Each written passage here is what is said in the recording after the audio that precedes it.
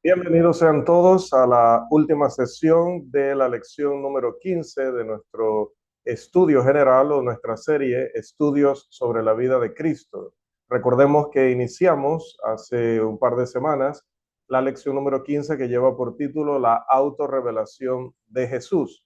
Y estuvimos tratando en ella varios puntos, pero no concluimos la lección por tema de tiempo, así que en esta breve sesión, sin estudiantes en línea, vamos a terminar de explicar el tema para que el día de hoy, ya en vivo, podamos entrar a la lección número 16 que estará disponible en el canal a partir del día de mañana, Dios mediante. Otra vez recordando a todos los que visitan el canal, hermanos sobre todo, que nos ayudan muchísimo cuando toman la dirección de este video y la comparten en sus redes sociales, por WhatsApp, por Facebook, todo tipo de redes sociales que pueden utilizar para promover estas lecciones, pues ayudan mucho porque llegamos a más personas, se hace más visible el video y YouTube va viendo todas las veces que se comenta, que se le da me gusta, que la persona se suscribe, que se comparte el video y el mismo YouTube hace que el video aparezca más y más y más frecuentemente, por lo tanto alcanza a más y más personas. Nos ayudan muchísimo con todo este tipo de acciones. Suscribirse, me gusta, comentar, compartir el video. Bien, vamos a continuar entonces con el penúltimo punto de nuestra lección, enfrentando la hostilidad y el entusiasmo mal colocado. Recuerda que estamos hablando de la autorrevelación de Jesús, cómo Jesús se fue dando a conocer, fue manifestando quién era, su enseñanza, sus obras durante su ministerio terrenal. Los cuatro relatos de los evangelios muestran cómo la autorrevelación de Jesús fue influenciada también por estos dos torbellinos políticos y sus remolinos periféricos, como mencionábamos la semana anterior. Juan muestra más sobre la colisión con las fuerzas de Jerusalén. Recuerda que cuando hablamos de estos dos torbellinos políticos es los judíos del sur versus los judíos del norte y su manera distinta de abordar el ministerio de Jesús y también de Jesús mostrarse a los unos o a los otros. Entonces decía que Juan muestra más sobre la colisión con las fuerzas de Jerusalén, entre Jesús y las fuerzas de Jerusalén, aunque también proporciona información importante sobre cómo él alteró sus métodos de revelación para hacer frente a los esfuerzos de los celotes para apoderarse de su movimiento en Galilea. Los sinópticos, es decir, Mateo, Marcos, Lucas, muestran claramente el impacto del ministerio de Jesús contra ambas corrientes cambiantes de hostilidad o impulso, fervor mal dirigido de parte de ambas facciones. Tres efectos generales fueron producidos en los métodos de autorrevelación de Jesús. En primer lugar, la incredulidad endurecida de los líderes hipócritas en la capital lo llevó a hacer sus reclamaciones muy fuertes y claras y sus milagros muy públicos cuando estaba en Jerusalén para que estuvieran sin excusa al momento de rechazarlo y la fe lenta de la capital, de los que sí creyeron, tuviera cada necesaria estimulación para nacer, para crecer, para desarrollarse. En segundo lugar, el programa imprudente y violento de los celotes, que los llevó a lanzarse en una excitación salvaje para apoderarse de su movimiento para sus propios fines egoístas, políticos, carnales. Hizo que Jesús entonces procediera con más cuidado en su autorrevelación en el área norte, en Galilea, y que cuidara sus demostraciones de poder con la enseñanza más enfática sobre el carácter o la naturaleza espiritual del reino. En tercer lugar, las corrientes arrasadoras de hostilidad o de fervor mal colocado lo hicieron cambiar continuamente de ubicación de una ciudad o comunidad a otra para que el inevitable y trágico final o clímax de su combate con la jerarquía hostil no llegara antes de que tuviera tiempo de evangelizar a la nación o para que el ardor irracional de los celotes no se desbordara en la destrucción de vidas. Así encontramos en el Evangelio de Juan a Jesús sanando a un hombre cojo en el estanque de Betesda y enviándolo directamente a través de las multitudes durante el día de reposo en el templo para enfocar en el milagro la atención de los líderes incrédulos y endurecidos en la capital. Y también vemos en los sinópticos cómo Jesús advierte estrictamente al leproso, perdón, que ha sanado en Galilea, que ya está en plena agitación por él, que no hable a nadie sobre la sanación, sino que vaya al sumo sacerdote o al sacerdote como lo ordena la ley. Esta fue la política continua de Jesús en los emocionantes días de su ministerio en Galilea. La enseñanza de Jesús sobre sí mismo se regía por exactamente el mismo método, como muestran los 4 evangelios. El clímax de la emoción llegó en Galilea con la alimentación de los 5.000, donde los celotes, en su, decíamos ya, salvaje entusiasmo, buscaron capturar a Jesús por la fuerza y hacerle rey. Es Juan quien nos da la visión más clara de esta crisis con el movimiento celote y de cómo Jesús frustró a los líderes violentos y materialistas, despidiendo tanto a sus discípulos como a la multitud, pasando la mayor parte de la noche en oración en una montaña y luego reuniéndose con sus discípulos caminando sobre el agua. Los modernistas argumentan fuertemente contra la credibilidad de Juan debido a la autorrevelación en el sermón de Jesús en la sinagoga en Cafarnaúm al día siguiente. Dicen ellos en sus escritos, y vamos a citarlos aquí, incluso las enseñanzas sacramentales sobre comer su carne y beber su sangre se dan en el discurso del día después de la alimentación de los 5.000, y Juan omite totalmente cualquier institución del sacramento en conexión con la última cena. Esto, recuerde, lo están presentando aquellos que critican la credibilidad de Juan o la confiabilidad de Juan como redactor de las obras y enseñanzas de Jesús, del apóstol Juan me refiero. Un estudio de las circunstancias muestra que Jesús alcanzó un propósito eterno ese día al dar para todos los tiempos un sublime sermón sobre el pan de vida y que logró un propósito inmediato de frustrar cualquier avance adicional de los celotes, predicando un sermón tan profundamente difícil que no pudieron comprenderlo y se apartaron de él con un desprecio egoísta. Para hacer un argumento sobre el sermón en el capítulo 6 de Juan, los radicales, como el que tenemos en pantalla citado, tendrían que mostrar que las tremendas declaraciones de Jesús sobre sí mismo, como el pan de vida, llevaron a todos a darse cuenta de su deidad o ser conscientes de su deidad. Pero en realidad, Juan narra cómo estaban tan oscurecidas sus mentes mundanas que esto provocó que lo abandonaran en tan gran número que solo unos pocos discípulos fieles permanecieron con él, como podemos leer en Juan 6, 60 al 69. Así que el clímax de su ataque contra Juan se convierte en un golpe mortal para su propia teoría. Pasemos entonces a nuestro último punto, la revelación de los discípulos o a los discípulos. Corriendo en paralelo a la revelación de la majestad divina de Jesús a la nación, hubo una continua autorrevelación de el Señor a sus discípulos elegidos. Cada uno era un movimiento separado, ya que aunque cada impulso emocionante de fe que provenía de los milagros o sermones era compartido por los discípulos, también se les daba mucho para sostenerlos cuando la fe del resto de la multitud flaqueaba. Y los discípulos, en medio de sus horas de fe creciente, debían luchar con predicciones alentadoras que aún eran retenidas por la multitud. Voy a presentarles aquí en pantalla un gráfico. Lamentablemente está en inglés y no me dio tiempo de traducirlo ni de recrearlo para poder compartírselos, pero quisiera que se enfocaran en las como montañas que aparecen aquí, porque lo que está representando es la diferencia entre la reacción de las multitudes y la reacción de los discípulos.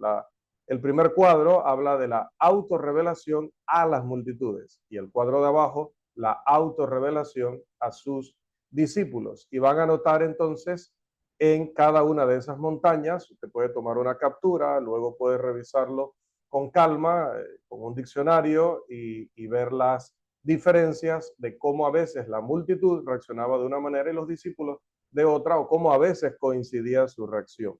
Este gráfico debería ayudar a comprender cómo crecieron estos dos movimientos y cómo se relacionaron entre sí. La medida de fe en los corazones de los discípulos y el de las multitudes es un indicador imperfecto, pero en cierto sentido es una muestra de la autorrevelación de Jesús.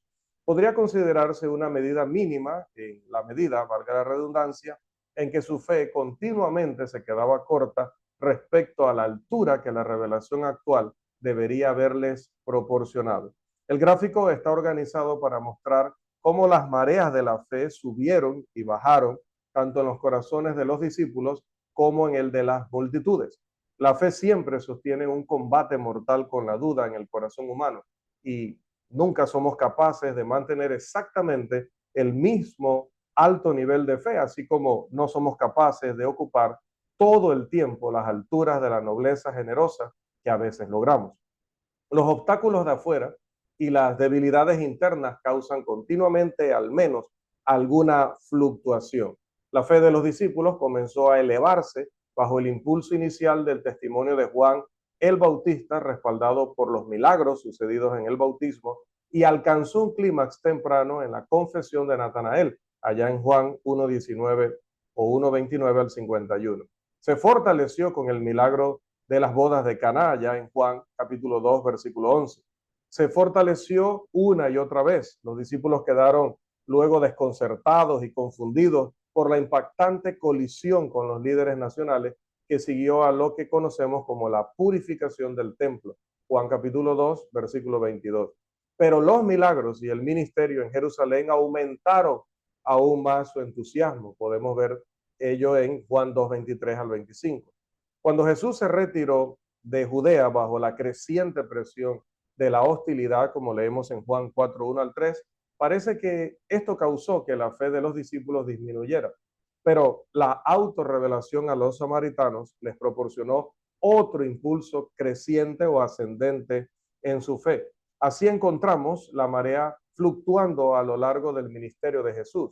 Los milagros y las asombrosas enseñanzas de Jesús tendían constantemente a desarrollar la fe de los discípulos y de las multitudes.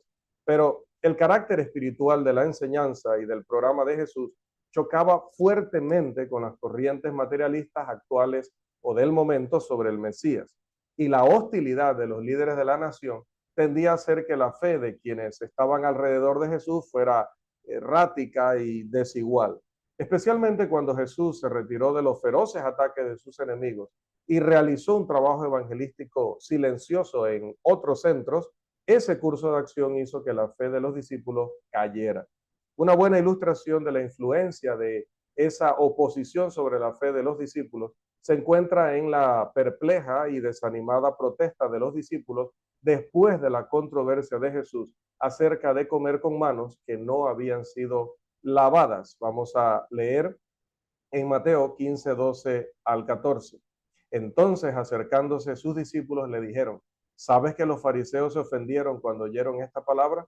Pero respondiendo él dijo: toda planta que no plantó mi Padre Celestial será desarraigada. Dejadlos, son ciegos, guías de ciegos. Esto también muestra cómo Jesús buscó reforzar la fe de ellos bajo esa tensión.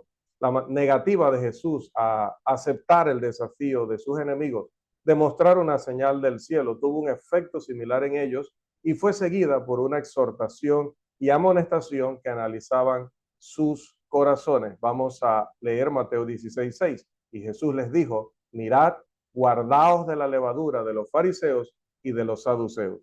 La autorrevelación a las multitudes, naturalmente, fue más limitada, enfrentó mayores obstáculos y no recibió el mismo antídoto de instrucción privada. Además, el constante cambio de ubicación de una ciudad a otra permitió que Jesús evangelizara un amplio territorio y también tuvo el efecto de retrasar la plenitud de su autorrevelación a la nación, ya que una comunidad que había sido agitada por el frenesí de sus milagros y mensajes pudo calmarse y reflexionar mientras él estuvo ausente. Así se evitó un clímax abortivo en Judea o en Galilea o en cualquier comunidad separada.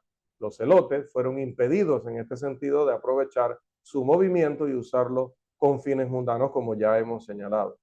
Los fariseos fueron frustrados en sus complots mortales y se les dio tiempo para reconsiderar y arrepentirse, pero a los fuegos del entusiasmo no se les permitió apagarse completamente en ninguna sección debido a la ausencia prolongada de Jesús. Además, el desarrollo culminante de todo esto que es nuestra conclusión. La alimentación de los 5.000 se destaca como el primer gran clímax de autorrevelación de Jesús, tanto a las multitudes como a sus discípulos, y que fue seguida inmediatamente por un colapso del entusiasmo popular debido a su negativa a permitir que los judíos lo hicieran rey. Esto también causó un marcado declive en la fe de los discípulos y fue por esa razón, en gran parte, que Jesús despidió a los discípulos y los envió al otro lado del lago para separarlos de la influencia corruptora de la multitud de mentalidad mundana. Cuando él vino a ellos caminando sobre el agua, su fe, golpeada por los eventos del día, fue nuevamente elevada a las alturas y se hizo más espiritual. El difícil sermón sobre el pan de vida en Cafarnaún al día siguiente puso definitivamente fin a la popularidad de Jesús en Galilea y generó una grave preocupación en sus discípulos, pero ellos se negaron a ceder en su fe. Recuerde Juan 6:66 al 69. La autorrevelación a las multitudes en Galilea prácticamente terminó a medida que Jesús iba de un retiro a otro, siguiendo campañas aisladas como la de Decápolis, que culminó en la alimentación de los 4.000, pero la mayor parte del tiempo se dedicó a la instrucción ferviente de los discípulos. La confesión de Pedro en Cesarea de Filipo se destaca como la autorrevelación o la culminación de la autorrevelación a los discípulos. El gráfico, que vamos a colocarlo nuevamente, sugiere que en el mismo momento en que la fe de las multitudes estaba en su punto más bajo, la de los discípulos estaba en su punto más alto. Esto resultó de las revelaciones que se les dieron aparte de la multitud. La asombrosa predicción de su muerte, que siguió inmediatamente a la confesión de Pedro, dejó a los discípulos desconcertados en un torbellino de pensamientos desesperantes, del cual la transfiguración los levantó. Recuerde que los tres, por revelación directa, Pedro, Jacobo y Juan, y los demás por influencia inconsciente. Nuevas predicciones de su muerte trajeron más dudas y aturdidas expectativas, de las cuales la resurrección de Lázaro, aunque fue por un milagro poderoso, no pudo conmoverlos, ya que las predicciones de muerte formaban un obstáculo para que ellos no podían evitar o superar.